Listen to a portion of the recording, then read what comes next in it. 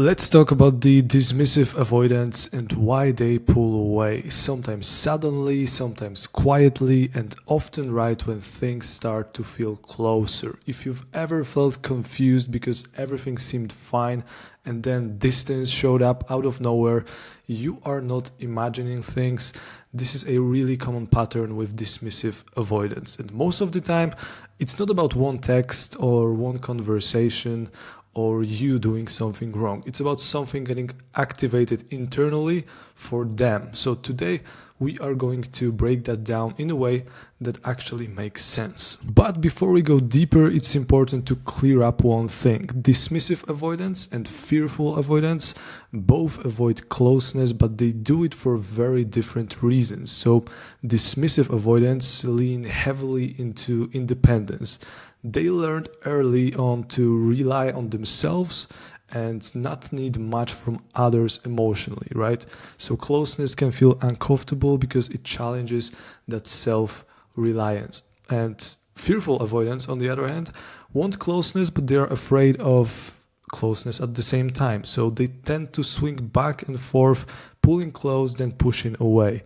Dismissive avoidance usually pull away very quietly and calmly, and fearful avoidance pull away with anxiety and mixed signals. So this video is specifically about dismissive avoidance, but I will be covering fearful avoidance in the future as well. To get a brief idea why it really happens, dismissive avoidance learned very early that depending on others was not reliable or safe. So they adapted by becoming emotionally self-sufficient. They often appear very confident, logical, and unaffected on the surface, but underneath that calm exterior, emotional closeness can feel unfamiliar or even threatening. So that's why they pull away. So pulling away is not about rejecting you, it's about protecting their sense of autonomy and emotional control when closeness starts to feel like too much. And one of the most important things to understand about dismissive avoidance is that they regulate themselves through distance. This is super important for them. So when emotions rise or expectations increase, or if the relationship starts to require more emotional presence, their nervous system gets overloaded, okay? So distance is what brings them back to calm. So when they pull away, it's not like it's a conscious decision, like, I don't want this person, I don't like them anymore, okay? It's more like their nervous system just saying, I need space, I don't feel safe, I need space to feel okay again. And as you get closer, dismissive avoidance can start to feel boxed in, even if nothing is actually being demanded of them. More frequent contact, deeper conversations, or subtle expectations, which are totally normal, okay, can register as pressure internally. Not because you are asking for too much, but because closeness itself challenges their sense of independence. So pulling away helps them restore a feeling of control. They want to be in control. It's their way of reminding themselves that they are still free and still in charge of their emotions. The main problem is that dismissive avoidants often experience emotional needs as demands, okay? Even when you express them calmly. If they sense that someone needs reassurance, consistency, or emotional availability from them, well, that builds pressure. And if they are avoidants, it's very likely that you are more on the anxious side. So naturally, you will require a bit more reassurance. And their nervous system doesn't think of it like connection. It thinks of it as a responsibility that should be just avoided. So distance reduces that feeling, and it's not about you being too much. It's about their limited comfort with emotional responsibility in relationships. And it's the same story when it comes to all kinds of conflicts.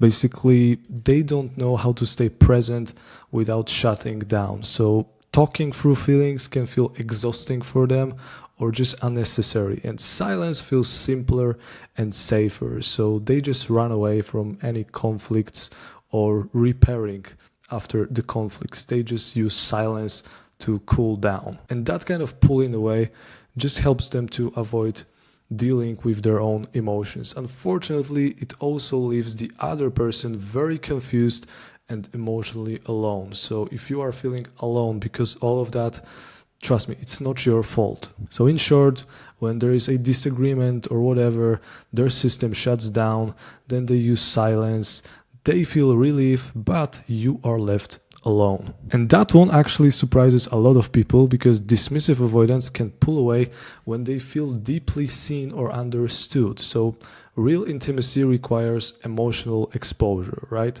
It means being known, not just admired. So for dismissive avoidants, that level of exposure is not that safe. So distance becomes protection, not from you specifically, but from the discomfort of being truly known. So it's very common that once they open up and they get close, they just run away because they realize that they opened up like never before. The main takeaway I want you to get from this video is that the pull-aways by dismissive avoidants are very rarely about you not being enough. It's not your fault. This is how they are dealing with their own stuff, and understanding this helps you stop blaming yourself, because it's very easy to blame yourself and just lose your own self-worth because someone is pulling away. You start thinking that something is wrong with you, where in fact the problem is them, not you. So you should never ignore your own needs, or you should never tolerate inconsistency.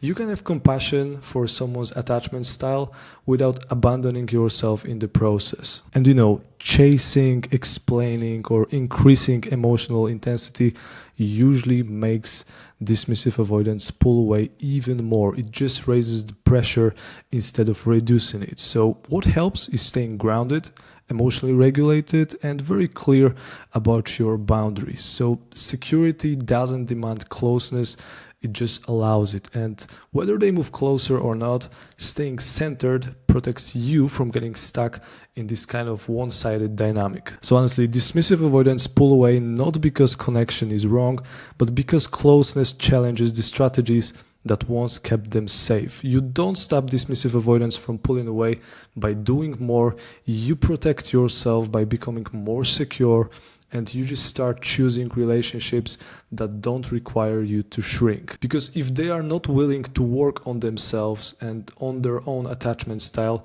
it's going to be very difficult for you to create a stable relationship, especially if you have anxious attachment. I'm not saying that it's impossible, but they should definitely be aware of what they are doing, and they should be willing to actually work on it, because honestly, if you want a healthy relationship, both of you need to work on that. So that's pretty much it for today. I just want to say that if you want to learn more about the avoidance and the anxious attachment style and becoming more secure, make sure to subscribe to this channel, because I will be recording more videos about these topics. But I just want you to remember that if someone pulls away, it's not your fault. Thanks for watching, and hopefully I will see you in the next one. See you next time.